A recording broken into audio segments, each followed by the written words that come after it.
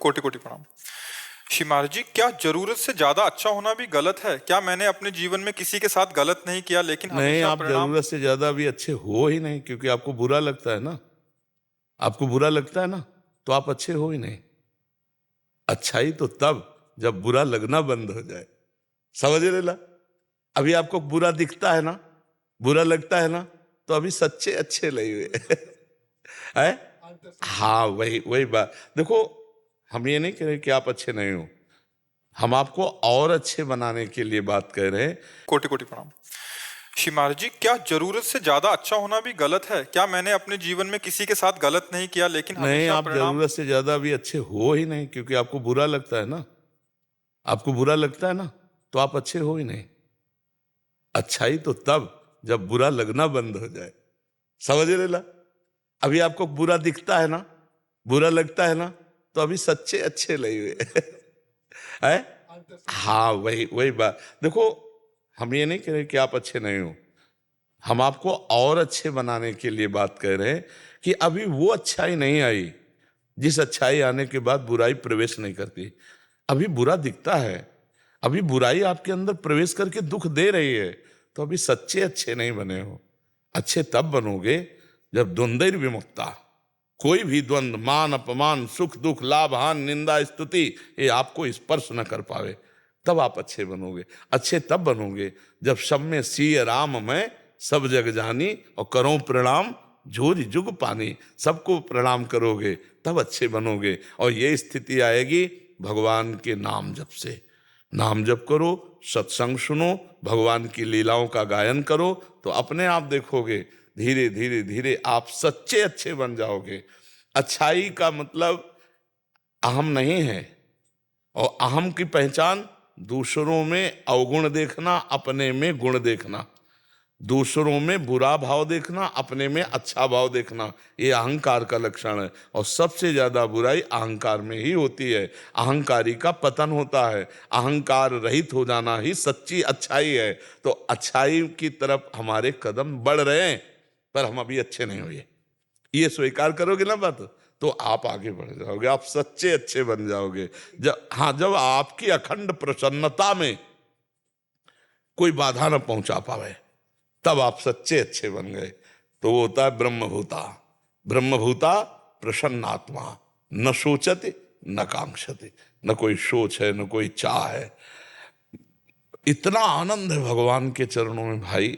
एक बार चित्त जुड़े तो, अभी तो बहुत नीचे, अभी तो ऐसा लगता है जैसे आप वचन बोले ना कि कितना अच्छा, कब तक अच्छा।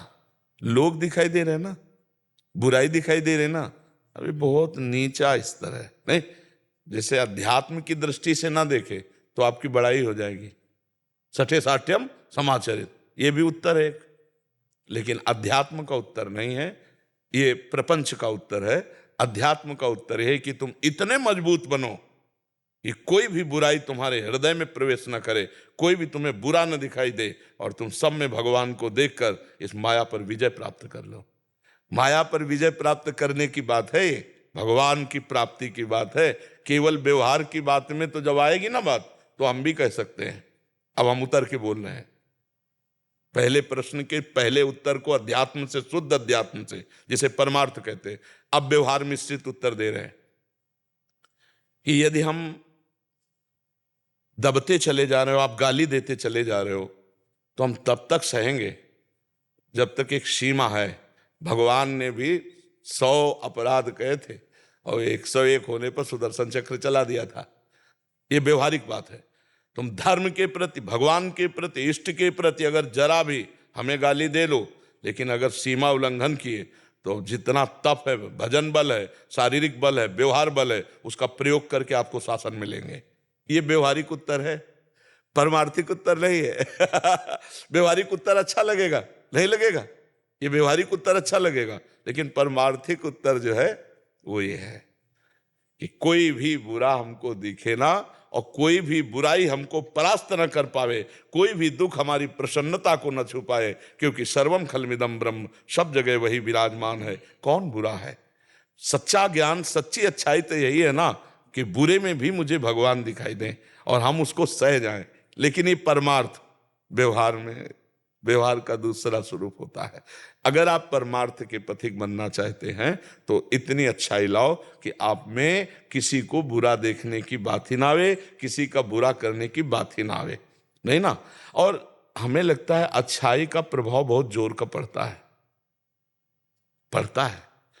जब आप 10 बार किसी से अच्छा ही बर्ताव करेंगे तो 10 बार बुरा करने वाला एक दिन रो के आपके पैर पकड़ लेगा। एक नाथ जी महाराज महाराष्ट्र के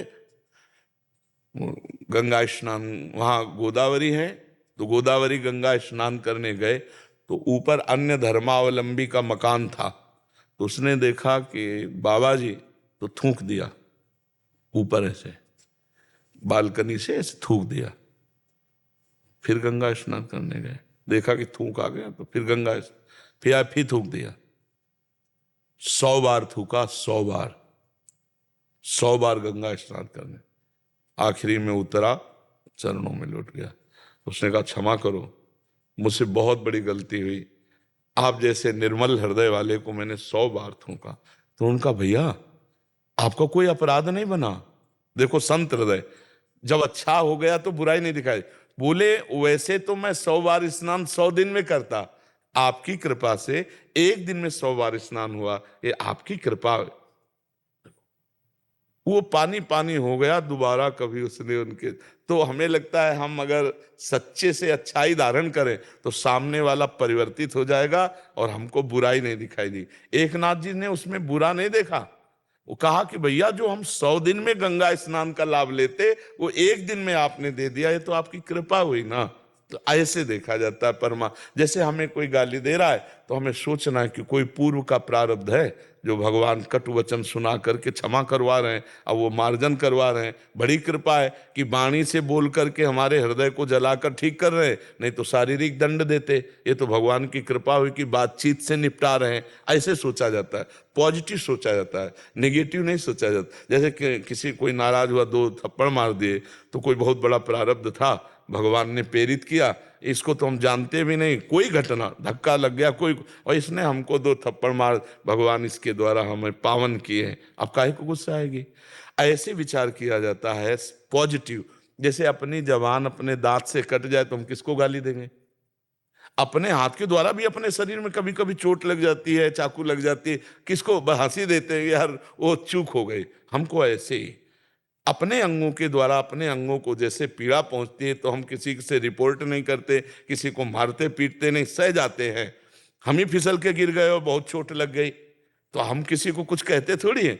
ऐसे ही हमारा प्रारब्ध सामने वाले व्यक्ति के अंदर जाकर प्रतिकूलता का रूप पैदा करके हमको जो जलाता है वो हमारे पाप